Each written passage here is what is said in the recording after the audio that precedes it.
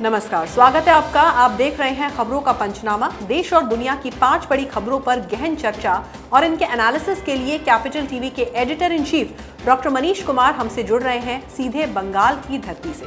वो पिछले कई दिनों से वहां का मूड भी पढ़ रहे हैं।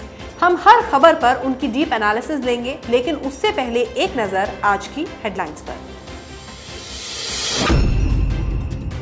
एंटीलिया केस में एनआईए के सामने हाजिर हुए परमवीर सिंह, वाजे के कई राज खोले। एनकाउंटर स्पेशलिस्ट प्रदीप शर्मा से भी तीखे सवाल जवाब। वसूली गैंग से देशमुख के कनेक्शन की जांच से बौखलाई उद्धव सरकार, सुप्रीम कोर्ट में लगाई गुहार। बीजेपी पर लगाया सरकार गिराने की साजिश का आरोप। बंगाल में ममता के पत्थरबाजों ने बीजेपी नेता शाहनवाज हुसैन की रैली पर किया हमला। दर्ज हुई एफआईआर। मोदी बोले दीदी ने किया सेल्फ कॉल, मुसलमान भी छिटके। रेप पर लगाम के लिए इमरान खान का बेतुका बयान। महिलाओं को पर्दे में रहने और बुर्का पहनने की दी नसीहत। सोशल मीडिया पर हुए ट्रोल। और कोरोना की बेकाबू रफ्तार पर रोक के लिए केजरीवाल सरकार ने किया बेकार सा इंतजाम। दिल्ली में 7 घंटे का लगाया नाइट कर्फ्यू। देश में 24 घंटे में 1 लाख से ज्यादा मरीज।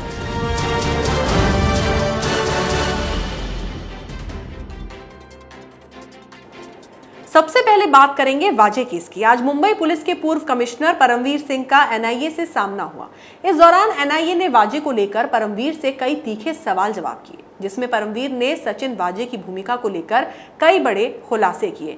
आरोप है कि परमवीर सिंह ने सचिन वाजे को मुंबई क्राइम ब्रांच में खुली छूट दी थी। शुरुआत में एंटीलिया केस की जांच भी सचिन वाजे को ही सौंपी गई थी। परमवीर सिंह के बाद पूर्व पुलिसकर्मी और एनकाउंटर स्पेशलिस्ट प्रदीप शर्मा से भी पूछताछ हुई। प्रदीप शर्मा वही शख्स हैं जिनके घर के पास मनसुख हिरेन की हत्या से पहले आखिरी लोकेशन मिली थी। डॉक्टर साहब, अब तो वाजे के बॉस ही उसकी सारी पोल पट्टी खोल रहे हैं और वसूली गैंग के आका का भी पता चल जाएगा। देखिए, मुंबई में जो ये वसूली गैंग काम कर रहा था, वहाँ की सरकार के लिए पैसे उगाही का काम कर रहा था, इसमें आज 2 खबरें आई। दोनों ही पूरे देश को चौंकाने वाली खबर है। पहली खबर ये है कि परमवीर सिंह से पूछताछ हुई। परमवीर सिंह पहले ही कह चुके हैं कि लगातार वहाँ पे पूरा वसूली का धंधा होम मिनिस्टर के आदेश की तरह से हो रहा था। और एक जो खुलासा हुआ है वो वाजे की चिट्ठी से हो गई है कि किस तरीके से सिर्फ एक ही बार नहीं, चाहे वो गुटखा माफिया हो, चाहे वो बिल्डर्स हो, कॉन्ट्रैक्टर हो, बार वाले हो, रेस्टोरेंट वाले हो, ये सारे के सारे जगहों से पैसा वसूली का धंधा ये लोग कर रहे थे। और सिर्फ गृह मंत्री ही नहीं, 1-2 लोगों के नाम और आ गए।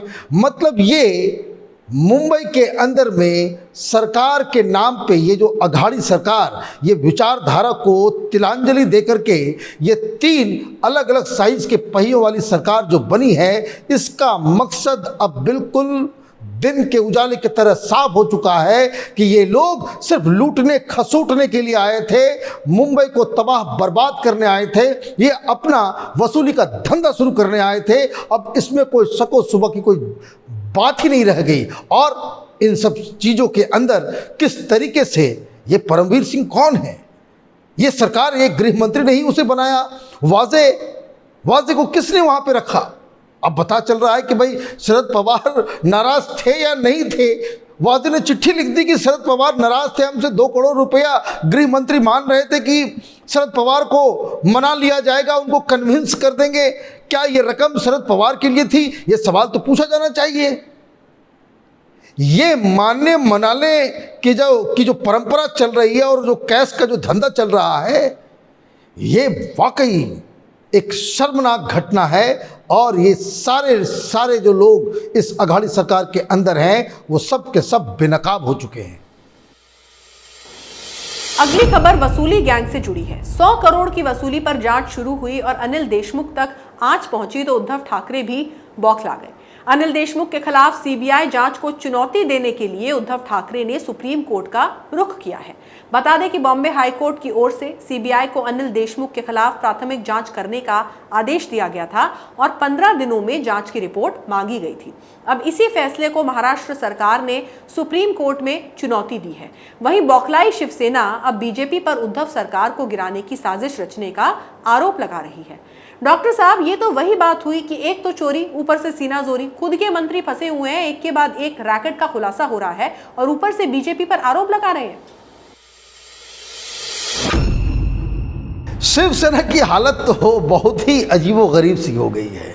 कहाँ ये पार्टी देशभक्त हिंदुत्व वाली पार्टी होती थी, अब इन लोगों ने सरकार में इस एनसीपी के साथ, कांग्रेस के साथ हाथ मिलाकर अपनी सारी ज़मीन इन लोगों ने खो दी है।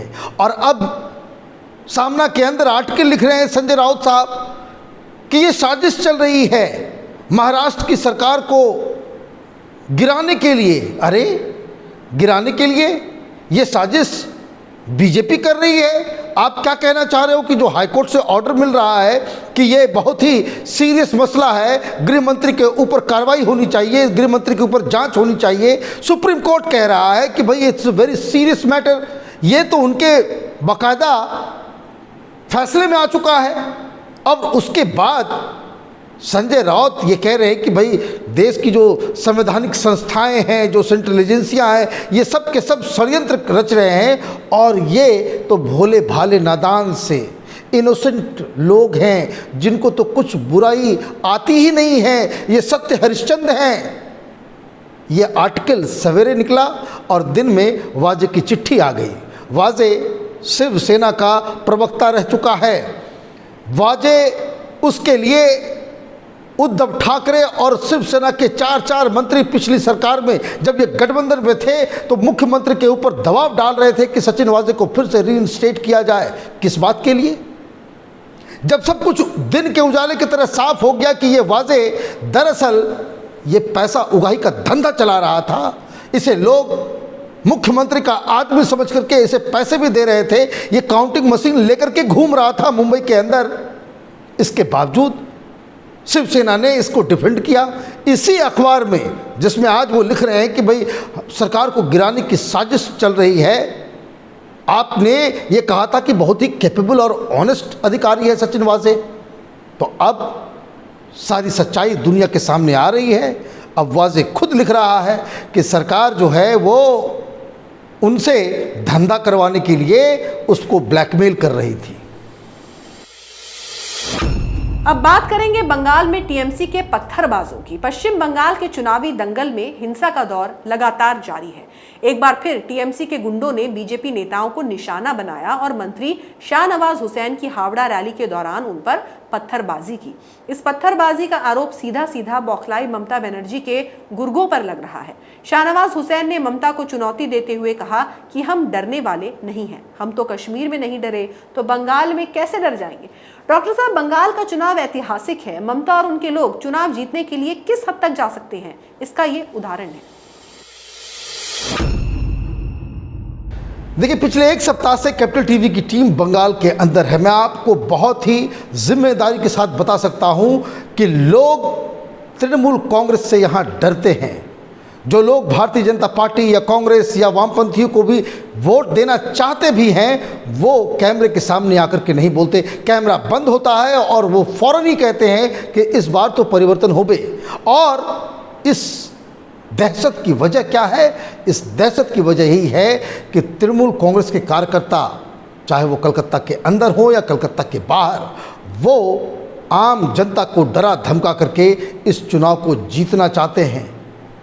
ऐसा चुनाव आज तक हम लोग कई सालों से चुनाव देख रहे हैं, लेकिन जिस तरह का चुनाव बंगाल के अंदर हो रहा है, और वैसे बंगाल में जिसको आर्ट, कल्चर, सभ्यता उसके लिए बहुत ही अव्वल माना जाता है। ममता बनर्जी अपने भाषणों में पहले कहा करती थी कि भाई बंगाल का कल्चर तुम जानते हो। ये कल्चर ममता बनर्जी ने बंगाल में दिया है कि लोग अपनी मन की बात खुले रूप से कह नहीं सकते। इतनी ज़्यादा स्थिति बंगाल के अंदर ख़राब है कि ये जो मसला जो टेलीविज़न चैनलों पे आप देख रहे हैं तस्वीरें, उन तस्वीरों से साफ हो गया है कि ममता बनर्जी वो पुराने ज़माने के लालू यादव, मुलायम सिंह यादव, जो बूथ लूट करके लोगों को डरा धमका करके बाहुबलियों के बल पे चुनाव जीतने की जो परंपरा बिहार यूपी में थी, उससे भी खराब स्थिति आज बंगाल की है कि जिस तरीके से टीएमसी ने पूरे राजनीति को ही गुंडागर्दी में तब्दील कर दिया है।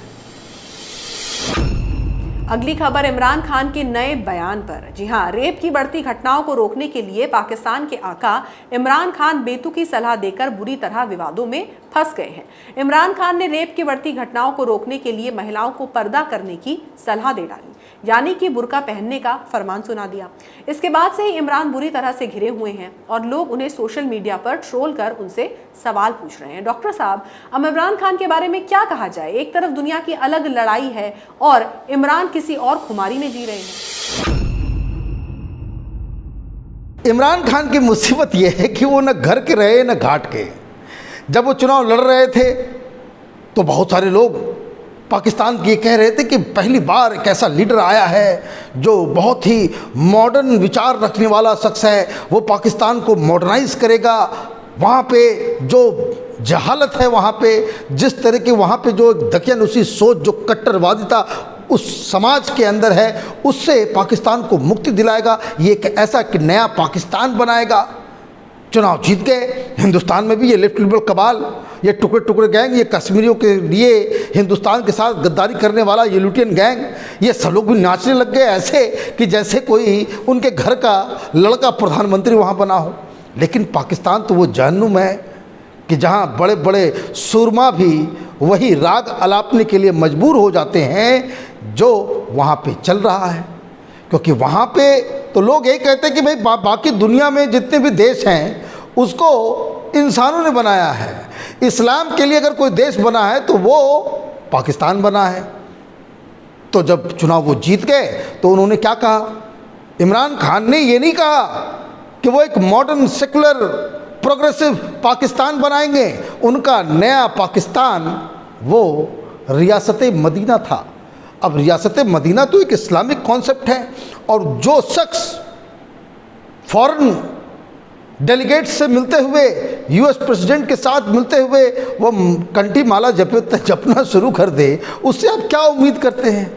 तो वो उन्होंने वही कहा जो कट्टरवादी मौलाना कहते हैं कि भाई बुर्का पहन के मत निकलो, बुर्का पहन के नहीं पहनोगे तो रेप्स होंगे।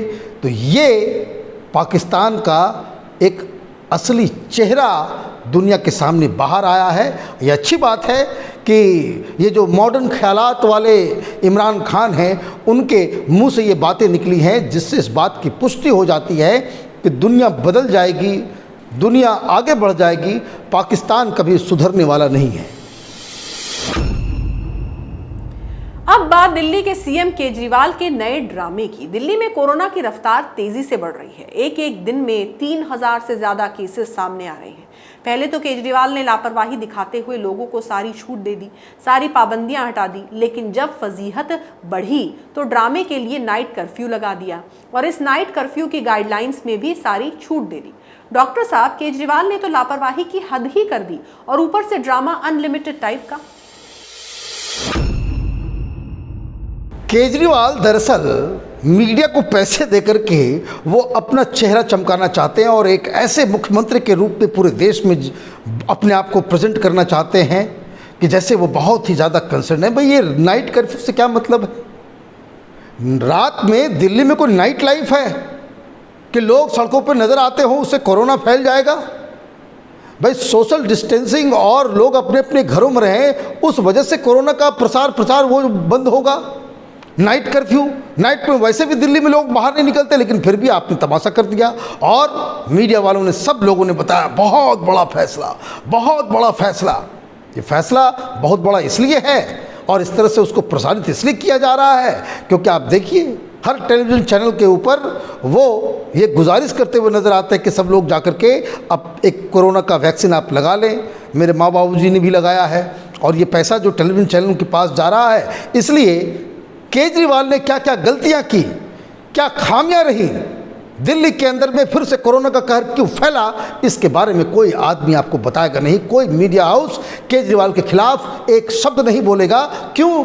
क्योंकि ये जो 2000 के जो पर्पल कलर का जो नोट है, इन मीडिया वाले के मुंह में डाल दिया गया है और ये एड्स आते रहेंगे तब तक दिल्ली में सब कुछ शांत रहेगा, दिल्ली में कोई कुछ नहीं होगा और बाकायदा केजरीवाल का महिमा मंडन होना शुरू हो जाएगा कि भाई एक बहुत अच्छे मुख्यमंत्री हैं। देखिए वो तमाम उन टीवी चैनलों को जिनको लोग कहते हैं भाई गोदी मीडिया है, सबसे ज़्यादा ऐड उसी के ऊपर चल रहा है केजरीवाल का। तो ये दरअसल केजरीवाल का फेलियर शुरू से रहा है कि वो कोरोना को ढंग से हैंडल नहीं कर पाए। लोगों को मरने के लिए इन सरकारों ने छोड़ दिया है और इसलिए इनसे कुछ भी उम्मीद करना खुद को बेवकूफ़ बनाना है। तो देश विदेश की बाकी खबरों और उनके सटीक एनालिसिस के लिए देखते रहिए कैपिटल टीवी। हमें लाइक कीजिए, शेयर कीजिए और कैपिटल टीवी को सब्सक्राइब कीजिए। नमस्कार।